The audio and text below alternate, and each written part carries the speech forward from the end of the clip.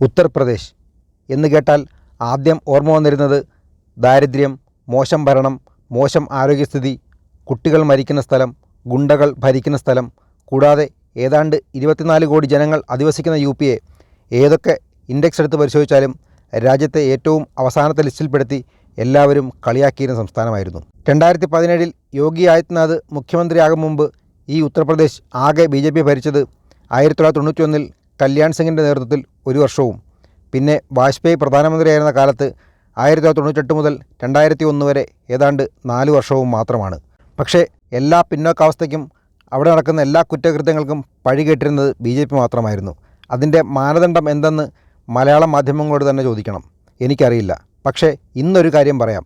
രാജ്യത്ത് ഏറ്റവും സമ്പന്നമായ സംസ്ഥാനങ്ങളുടെ ലിസ്റ്റിൽ ഉത്തർപ്രദേശ് 1ാം സ്ഥാനത്തേക്ക് കുതിക്കുന്നതിന് കാരണം BJP മാത്രമാണ്. മാധ്യമങ്ങൾ പരിഹസിക്കുന്ന യോഗി ആദിത്യനാഥ് എന്ന ഗുണ്ടാ സന്യാസിയും രാജ്യം ഭരിക്കുന്ന വാരണാസിയുടെ നാഥൻ നരേന്ദ്രമോദിയും മാത്രമാണ്. 2017 മാർച്ച് മാസം ശ്രീ യോഗി ആദിത്യനാഥ് അധികാരം ഏറ്റെടുക്കുമ്പോൾ ഏതാണ്ട് എല്ലാ സൂചികളിലും അവസാന ലാപ്പിലായിരുന്ന സംസ്ഥാന GDPയിൽ 9ാം സ്ഥാനത്തായിരുന്ന ഉത്തർപ്രദേശ് എങ്ങനെയാണ് ഇങ്ങനെ മാറിയത്? അല്ല, യോഗി മാറ്റിയത്. നമ്പർ 1 കേരളത്തിന് UP കണ്ട് ഒരുപാട് പഠിക്കാനുണ്ട്. ഒരു രാജ്യത്തിൻ്റെ ആയാലും സംസ്ഥാനത്തിൻ്റെ ആയാലും ആഭ്യന്തര വളർച്ച വർദ്ധിപ്പിക്കാനും സാമ്പത്തിക സ്ഥിതി മെച്ചപ്പെടുത്താനും ആദ്യം വേണ്ടത് കയറ്റുമതിയിൽ വർധനവുണ്ടാക്കുക എന്ന് തന്നെയാണ്. 2017 യോഗി ആദിത്യനാഥ് അധികാരത്തിൽ കയറുമ്പോൾ UPയുടെ വാർഷിക കയറ്റുമതി 88,000 കോടി രൂപ മാത്രമായിരുന്നു. എന്നാൽ യോഗി മുഖ്യമന്ത്രിയായി അദ്ദേഹം നടപ്പിലാക്കിയ പരിശ്രമങ്ങൾക്ക് ശേഷം 2022 അത് 1.56 ലക്ഷം കോടിയായി വളർന്നു. 2025 യോഗി ആദിത്യനാഥ് ലക്ഷ്യം വെക്കുന്നത് 3 ലക്ഷം കോടി രൂപയുടെ കയറ്റുമതിയാണ്. അത് വെറുതെ ഉണ്ടായ വർധനവല്ല, യോഗി ആദിത്യനാഥ് നടപ്പിലാക്കിയ പല പദ്ധതിയുടെയും ഭാഗമാണ്. അതിലൊന്നാണ് 1 ഡിസ്ട്രിക്ട് 1 പ്രൊഡക്റ്റ് എന്ന ODOP പദ്ധതി. UPയിൽ നിന്ന് എക്സ്പോർട്ട് ചെയ്യാൻ കഴിയുന്ന 100 പ്രൊഡക്റ്റുകൾ ജനങ്ങൾക്ക് പൂർണ്ണമായ പിന്തുണ നൽകി കണ്ടെത്തുകയാണ് ആ പദ്ധതി. അതിൻ്റെ ഒരു ഉദാഹരണം മാത്രം പറഞ്ഞുകൊണ്ട് മറ്റ് മേഖലകളിലേക്ക് കടക്കാം. കാലാനമക് എന്നറിയപ്പെടുന്ന ഒരു പ്രത്യേക പോഷകഗുണമുള്ള അരി UPയിലെ കർഷകർ ഉൽപ്പാദിപ്പിച്ചിരുന്നു. വെയ്റ്റ് ലോസിനും ഷുഗർ മാറ്റാനും തുടങ്ങി അതീവ ഔഷധ ഗുണമുള്ള ഈ അരിക്ക് വിദേശ രാജ്യങ്ങളിൽ അനേകം ആവശ്യക്കാരുള്ളതാണ്. പക്ഷേ ഈ പ്രൊഡക്റ്റിനെപ്പറ്റി നമ്മുടെ നാട്ടിലുള്ള ആളുകൾക്ക് പോലും ഇപ്പോഴും അറിയില്ല എന്നുള്ളതാണ് വസ്തുത. അതുകൊണ്ട് തന്നെ നഷ്ടമായിരുന്നതുകൊണ്ട് കർഷകർക്ക് വിൽക്കാൻ കഴിയാതെ ഇതിൻ്റെ ഉൽപ്പാദനം നിർത്തിയിരുന്നു. ദീർഘവീക്ഷണമുള്ള യോഗി അത് മനസ്സിലാക്കി കാലാനമക് കൃഷി ചെയ്യുന്ന കർഷകരെ കണ്ടെത്തി അവർക്ക് വേണ്ട സഹായങ്ങൾ നൽകി അവരെ പ്രോത്സാഹിപ്പിച്ചു. വെറും 15-20 പേർ മാത്രം കൃഷി ചെയ്തിരുന്ന കാലാനമക് 2018 1000-ഓളം കർഷകർ വീണ്ടും കൃഷി ചെയ്യാൻ തുടങ്ങി. സിദ്ധാർത്ഥ് നഗർ എന്ന പ്രദേശമായിരുന്നു ഈ കൃഷിയുടെ പ്രധാന കേന്ദ്രം. അവിടെ 2019 2805 ഹെക്ടറിൽ മാത്രം ഈ കൃഷി ഉണ്ടായിരുന്നത് 2020 ആയപ്പോൾ 5000 ഹെക്ടറിലേക്കും 2022 അത് 10,000 ഹെക്ടറിലേക്കും ഉയർന്നു. കൂടാതെ ഈ പ്രത്യേക അരിയുടെ വിലയും കൂടി. 2018 കിലോയ്ക്ക് 40 രൂപ മാത്രം ഉണ്ടായിരുന്ന കാലാനമക് അരി 2020 കിലോയ്ക്ക് 90 രൂപയായും 2021 അത് 135 രൂപയായും ഉയർന്നു. തൽഫലമായി കർഷകരുടെ വരുമാനവും ഉയർന്നു എന്ന് പ്രത്യേകം പറയേണ്ടതില്ലല്ലോ. ഇപ്പോൾ കാലാനമക് അരി എന്നത് UPയുടെ ഒരു പ്രധാന കയറ്റുമതി പ്രൊഡക്റ്റായി മാറി. വെറും 4 വർഷം കൊണ്ട് എങ്ങനെയാണ് ഈ മാറ്റം സാധ്യമായത് എന്ന് പഠിച്ചാൽ ഇന്ന് വളരുന്ന UPക്ക് യോഗി നൽകുന്ന സംഭാവന എന്താണെന്ന് മനസ്സിലാകും. ഏറ്റവും ആദ്യം ചെയ്തത് കാലാനമക് എന്ന് കേട്ടാൽ ഇന്ത്യയിലെ തന്നെ പലർക്കും മനസ്സിലാക്കാൻ കഴിയാത്ത ഈ പേര് മാറ്റി പുതിയൊരു ബ്രാൻഡിംഗ് നൽകി എന്നുള്ളതാണ്. ബുദ്ധ റൈസ് എന്നാണ് UP ഗവൺമെൻറ് കാലാനമക് അരിക്ക് നൽകിയ brand name. Korea, Japan, Vietnam, Cambodia പോലെയുള്ള ബുദ്ധിസ്റ്റ് രാജ്യങ്ങളിലേക്ക് ഈ ബ്രാൻഡിംഗ് കൂടി ഉപയോഗിച്ച് അദ്ദേഹം വിപണന സാധ്യത കണ്ടെത്തി. കാരണം ഈ അരിയാണ് ശ്രീബുദ്ധൻ കഴിച്ചിരുന്നത് എന്ന് ഗ്രന്ഥങ്ങൾ പറയുന്നുണ്ട്. ബ്രാൻഡിംഗ് നൽകുക മാത്രമല്ല, പാക്കിങ്ങിനും സംസ്ഥാന ഗവൺമെൻറ് തന്നെ മുൻകൈയെടുത്തു. പാക്കിങ്ങിൽ ബുദ്ധൻ്റെ ചിത്രവും പേരും മാത്രമല്ല, ഈ അരിയുടെ ഗുണത്തെക്കുറിച്ചുള്ള ബുദ്ധൻ്റെ വചനങ്ങളും ഉൾപ്പെടുത്തുക എന്ന തന്ത്രം കൂടി യോഗി ഉപയോഗിച്ചു. ഇന്ന് ലോകത്ത് ഏറ്റവും കൂടുതൽ ആവശ്യകതയുള്ള ഒരു അരിയായി ഇത് മാറി. ODOP പദ്ധതിയിൽപ്പെടുത്തി കർഷകർക്ക് വേണ്ട സഹായങ്ങൾ പണമായും പരിശീലനമായും അത്യാധുനിക യന്ത്രങ്ങളായും കീടനാശിനികളായും ഒക്കെ നൽകി ഇതിൻ്റെ പ്രൊഡക്ടിവിറ്റി വർദ്ധിപ്പിച്ചു. ഇത്രയും പോഷകഗുണമുള്ള ഈ അരിയുടെ മാർക്കറ്റ് വിദേശ രാജ്യങ്ങളാണെന്ന് മനസ്സിലാക്കി മന്ത്രിസംഘത്തെ കൂട്ടി വിദേശയാത്രയ്ക്ക് പോകാതെ അവിടെയുള്ള പ്രമുഖ ബിസിനസ് ഗ്രൂപ്പുകളെ UPയിലേക്ക് ആകർഷിക്കും വിധം വിവിധ മേളകളും പ്രോഗ്രാമുകളും സംഘടിപ്പിച്ചു.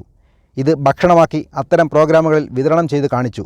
കാലാനമക് ഫെസ്റ്റിവൽ എന്ന പേരിൽ 3 ദിവസം നീണ്ടു നിൽക്കുന്ന പ്രോഗ്രാം എല്ലാ വർഷവും അദ്ദേഹം സംഘടിപ്പിച്ചു. കൂടാതെ ഉത്തർപ്രദേശിൻ്റെ സ്പെഷ്യൽ സ്ട്രോബെറിയും ശർക്കരയും ഡ്രാഗൺ ഫ്രൂട്ട് തുടങ്ങി പല പ്രൊഡക്റ്റിനു വേണ്ടിയും അവിടെ പ്രത്യേകം മേളകൾ സംഘടിപ്പിക്കുന്നു.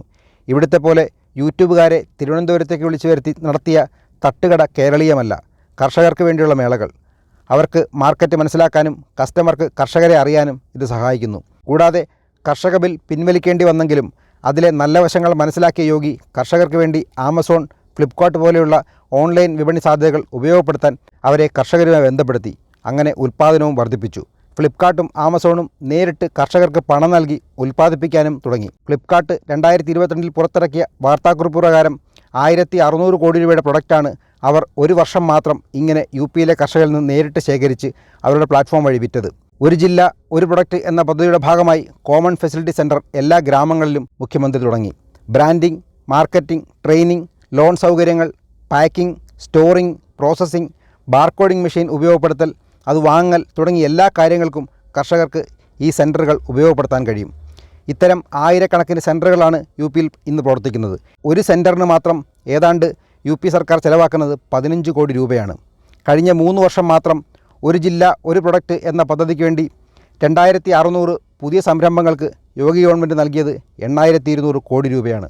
അതുപോലെ തന്നെയാണ് മിഡിൽ ഈസ്റ്റ് രാജ്യങ്ങളിൽ വലിയ തോതിൽ ആവശ്യമുള്ളതും എന്നാൽ ലോകത്ത് വളരെ വിരളമായി മാത്രം ലഭിക്കുന്ന ഷാസിർ എന്ന കല്ലുകൾ യു.പിയിൽ ലഭിക്കുന്നുണ്ടായിരുന്നു. അതിൽ നിന്ന് ആഭരണങ്ങൾ ഉണ്ടാക്കുകയും ചെയ്യുന്ന ഒരുപാട് ആളുകൾ യു.പിയിലുണ്ടായിരുന്നു. അവരും ഇതുപോലെ ആർക്ക് വിൽക്കണം, എവിടെ വിൽക്കണം എന്നറിയാതെ ഈ വ്യവസായവും നഷ്ടമായതുകൊണ്ട് നിർത്തിയിരുന്നതാണ്.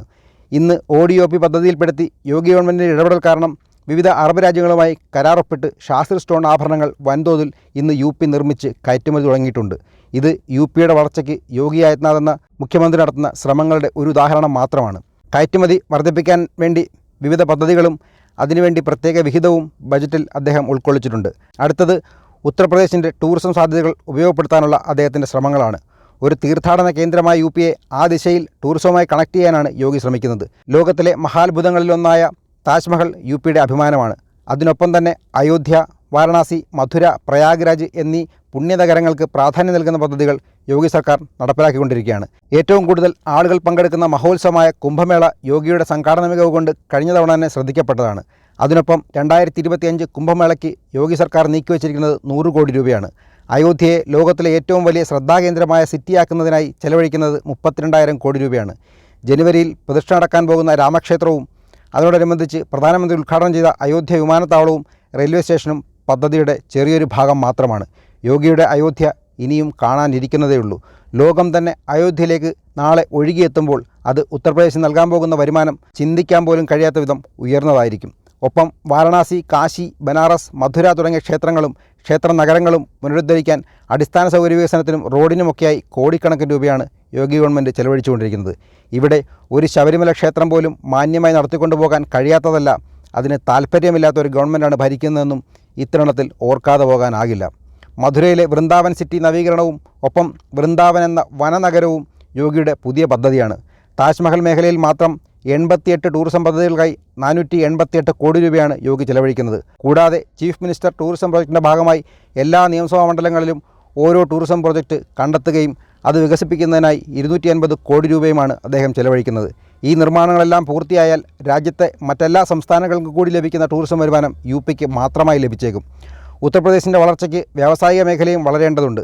രാജ്യത്തിന് GDPയിൽ ഏറ്റവും കൂടുതൽ സംഭാവന ചെയ്യുന്ന IT മേഖലയിൽ യു.പി കാലങ്ങളായി പിന്നിലാണ്. ഡൽഹിയുമായി ചേർന്ന് കിടക്കുന്ന നോയിഡ മാത്രമാണ് യു.പിയിലെ ഒരേ ഒരു IT ഹബ്ബ്. കർണാടകയും ഹരിയാനയും നേടും പോലെ IT ബിസിനസ് വരുമാനം നേടിയെടുക്കാൻ യോഗി നടത്തുന്ന ശ്രമങ്ങൾ വിസ്മയകരമാണ്. 24 കോടി ജനങ്ങളുള്ള യു.പിയിൽ കുറഞ്ഞത് 5 IT ഹബ്ബുകളുടെ നിർമ്മാണമാണ് ഇപ്പോൾ നടക്കുന്നത്. ലക്നൗ, കാൺപൂർ, വാരണാസി, പ്രയാഗ്രാജ് എന്നിവിടങ്ങളിലാണ് നിർമ്മാണം പുരോഗമിക്കുന്നത്.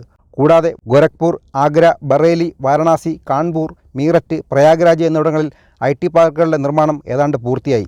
കൂടാതെ ലക്നൌവിനെ AI സിറ്റി ആക്കും എന്ന പ്രഖ്യാപനത്തോടെ കാൺപൂരിൽ robotics, artificial intelligence, drone technology എന്നിവയുടെ ഗവേഷണത്തിന് കൂടുതൽ പ്രാധാന്യം നൽകുന്ന വിധത്തിൽ സ്ഥാപനങ്ങൾ തുടങ്ങിയിട്ടുണ്ട്. കൂടാതെ IIT Kanpur, IIT BHU, NIIT, IIIT തുടങ്ങിയ വിദ്യാഭ്യാസ സ്ഥാപനങ്ങൾ യു.പിയുടെ IT വികസനത്തിന് ഉതകും വിധം പിന്തുണ നൽകാൻ ഇന്ന് പ്രാപ്തമാണ്. വിദേശ നിക്ഷേപം കൊണ്ടുവന്നാൽ മാത്രമേ ഒരു സംസ്ഥാനത്തിന് വളരാൻ കഴിയൂ എന്നറിയാവുന്ന യോഗി അന്താരാഷ്ട്ര വ്യവസായികളെ ആകർഷിക്കാൻ വർഷാവർഷം നടത്തുന്ന ഗ്ലോബൽ ഇൻവെസ്റ്റേഴ്സ് മീറ്റിൽ കഴിഞ്ഞ വർഷം മാത്രം യു.പിയിലേക്ക് വന്ന നിക്ഷേപം 34 ലക്ഷം കോടി രൂപയാണ്.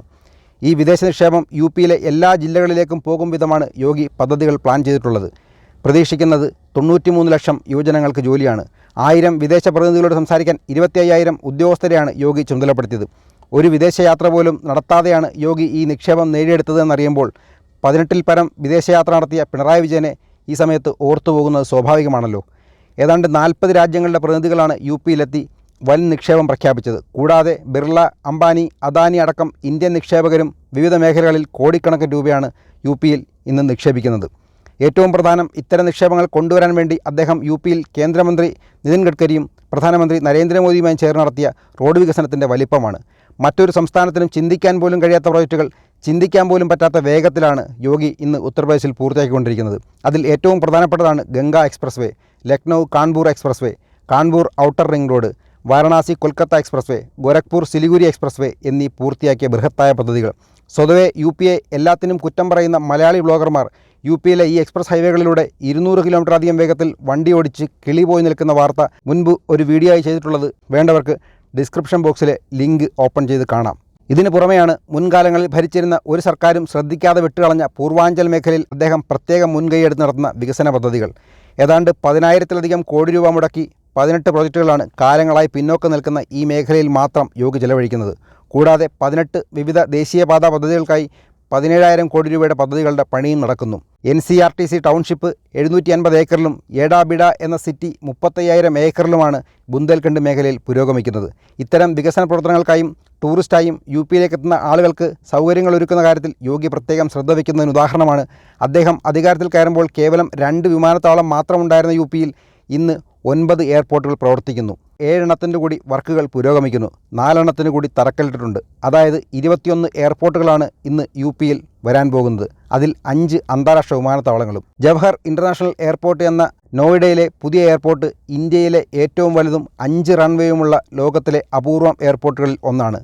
രാജ്യത്താകെ നിർമ്മിച്ച എക്സ്പ്രസ് ഹൈവേകളുടെ 37% കടന്നുപോകുന്നത് ഉത്തർപ്രദേശിൽ കൂടിയാണ് എന്നറിയുമ്പോൾ യോഗിയുടെ വിഷനും അദ്ദേഹത്തിൻ്റെ പരിശ്രമങ്ങളും കഠിനാധ്വാനവും ആരായാലും അംഗീകരിച്ചു പോകും. അദ്ദേഹത്തിൻ്റെ മറ്റൊരു പദ്ധതിയാണ് ഡിഫൻസ് ഇൻഡസ്ട്രിയൽ കോറിഡോർ. മറ്റ് രാജ്യങ്ങളിലേക്ക് ആയുധം കയറ്റുമതി ചെയ്യുന്ന തരത്തിലേക്ക് ഇന്ത്യയെ വളർത്താനുള്ള നരേന്ദ്രമോദിയുടെ പദ്ധതിയുടെ ഭാഗമായി ഇന്ന് യു പിയിൽ വൻതോതിൽ ഡിഫൻസ് ഫാക്ടറികൾ സ്ഥാപിച്ചിട്ടുണ്ട്. അലിഗർ, ആഗ്ര, ഝാൻസി, ലക്നൗ, വാരണാസി, ചിത്രകൂട് എന്നീ മേഖലകളിൽ അദ്ദേഹം നിർമ്മിക്കുന്ന ഈ ഡിഫൻസ് ഇൻഡസ്ട്രിയൽ കോറിഡോർ പ്രകാരം 20,000 കോടി രൂപയുടെ ആയുധ കയറ്റുമതിയാണ് യോഗി ആദിത്യനാഥ് ലക്ഷ്യം വെക്കുന്നത്. മുംബൈ, അഹമ്മദാബാദ് കഴിഞ്ഞാൽ രാജ്യത്തെ 2ാമത്തെ ബുള്ളറ്റ് ട്രെയിൻ പദ്ധതിയും വരാൻ പോകുന്നത് ഉത്തർപ്രദേശിലാണ്. 258 കിലോമീറ്റർ ദൂരത്തിൽ ദില്ലി വാരണാസി ഹൈസ്പീഡ് ട്രെയിൻ. 1,71,000 കോടി രൂപ മുതൽ മുടക്കുന്ന ഈ പദ്ധതി 2029 പൂർത്തിയാക്കാനാണ് യോഗി ആദിത്യനാഥ് പദ്ധതിയിട്ടിരിക്കുന്നത്. ദില്ലിയിൽ നിന്നും വാരണാസിയിലേക്ക് 4 മണിക്കൂറിൽ എത്താൻ കഴിയുന്ന ഈ പദ്ധതി പൂർത്തിയായാൽ യു പിയുടെ തലവര തന്നെ മാറ്റിമറിക്കാൻ പോവുകയാണ്. മറ്റൊന്ന്, പ്രധാനമന്ത്രി വാജ്പേയി സ്വപ്നം കണ്ടിരുന്ന നദീ സംയോജന പദ്ധതിയാണ്. ബുന്ദേൽഖണ്ഡ് പോലെയുള്ള മേഖലകളിൽ കൃഷിഭൂമിയിൽ വെള്ളം എത്തിക്കാനും ലക്ഷക്കണക്കിന് ഹെക്ടർ തരിശ് ഭൂമിയിലേക്ക് പുതുതായി വെള്ളം എത്തിക്കാനും യു പിയിലെ ജലക്ഷാമം പരിഹരിക്കാനും അദ്ദേഹം നടപ്പിലാക്കുന്ന പദ്ധതിയാണ് കെൻ ബത്വ നദീ സംയോജന പദ്ധതി. കൂടാതെ അദ്ദേഹം നടപ്പിലാക്കുന്ന മറ്റൊരു പദ്ധതിയാണ് Delhi Meerut RRTS train service. മെട്രോയേക്കാൾ സ്പീഡ് കൂടുതലുള്ള ഈ റെയിൽ സർവീസ് 55 മിനിറ്റ് കൊണ്ട് ഡൽഹിയിൽ നിന്ന് മീററ്റിലെത്താൻ കഴിയും. ധാരാളം മെട്രോ റെയിൽ സർവീസ് ഇന്ന് യു പിയിൽ നിർമ്മാണത്തിലിരിക്കുന്നുണ്ടെങ്കിലും അതിൽ ഏറ്റവും പ്രധാനപ്പെട്ടതാണ് ആഗ്ര മെട്രോ റെയിൽ സർവീസ്.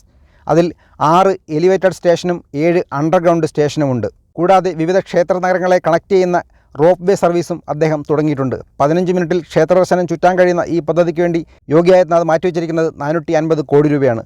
ഇതുകൂടാതെയാണ് നിലവിൽ മുംബൈ കേന്ദ്രീകരിച്ച് നടക്കുന്ന ബോളിവുഡ് എന്ന സിനിമാ വ്യവസായം യു പിയിലെ നോയിഡയിലേക്ക് കൊണ്ടുവരാൻ പറ്റും വിധം വലിയൊരു ഫിലിം സിറ്റി നോയിഡയിൽ യോഗിയുടെ നേതൃത്വത്തിൽ നിർമ്മിക്കുന്നത്. കൂടാതെ വരും തലമുറയ്ക്ക് സാംസ്കാരിക തനിമയോടുകൂടി പഠിച്ച് വളരുന്നതിന് വേണ്ടി രാമായണത്തിൻ്റെയും മഹാഭാരതത്തിൻ്റെയും കഥകൾ പറയുന്ന കാര്യങ്ങൾ ചിത്രീകരിക്കുന്ന വേദിക് സിറ്റി. അയോധ്യയിൽ തന്നെ മറ്റൊരു ദൃശ്യവിസ്മയമാകാൻ പോകുന്ന ഗ്രാൻഡ് ഫൗണ്ടൻ പ്രോജക്റ്റ്. വാരണാസിയിലെ ഇൻ്റർനാഷണൽ ക്രിക്കറ്റ് സ്റ്റേഡിയം. ആഗ്രയിലെ സരോജിനി നായിഡു മെഡിക്കൽ കോളേജ്. ഒരേ സമയം വികസനത്തിൻ്റെ രാഷ്ട്രീയവും ആത്മീയതയും സാംസ്കാരിക തനിമയും ഉൾക്കൊണ്ടുകൊണ്ട് പ്രവർത്തിക്കുന്ന അതേ യോഗി ആദിത്യനാഥ് തന്നെയാണ് യു പിയിൽ നിലനിന്നിരുന്ന ഗുണ്ടാരാജ് ഇല്ലാതാക്കാൻ കർശന നടപടിയെടുത്തുകൊണ്ട് മുന്നോട്ട് പോകുന്ന കർക്കശക്കാരനാകുന്നതും. വരും തലമുറയ്ക്ക് വേണ്ടി അദ്ദേഹം നടപ്പിലാക്കുന്ന വേദിക് സിറ്റി, അയോധ്യ കേന്ദ്രീകരിച്ച് നടപ്പിലാക്കാൻ പോകുന്ന സാംസ്കാരിക വിപ്ലവമൊക്കെ യു പിയെ മാറ്റിമറിക്കാൻ പോകുന്ന യോഗി പദ്ധതികളിൽ ചിലത് മാത്രമാണ്. $1 ട്രില്യൺ എക്കോണമി തനിച്ച് സംഭാവന ചെയ്യാൻ കഴിവിധം ദീർഘവീക്ഷണത്തോടെ അഴിമതിയുടെ ലെവലേശം കറയില്ലാതെ ഭരിക്കുന്ന യോഗി ഇന്ന് ഉത്തർപ്രദേശിൽ ബിസിനസ് ചെയ്യാനും ജോലി ചെയ്യാനും ആർക്കും വന്ന് സമാധാനത്തോടെ ജീവിക്കാൻ കഴിയും വിധം ക്രമസമാധാന പാലനവും നടപ്പിലാക്കുന്നു. വരാൻ പോകുന്ന കാലത്ത് ഇന്ത്യയിലെ ഏറ്റവും ധനികരായ സംസ്ഥാനം എന്ന പദവി മഹാരാഷ്ട്രയെ മറികടന്ന് ഉത്തർപ്രദേശ് സ്വന്തമാക്കുമെന്നുറപ്പാണ്.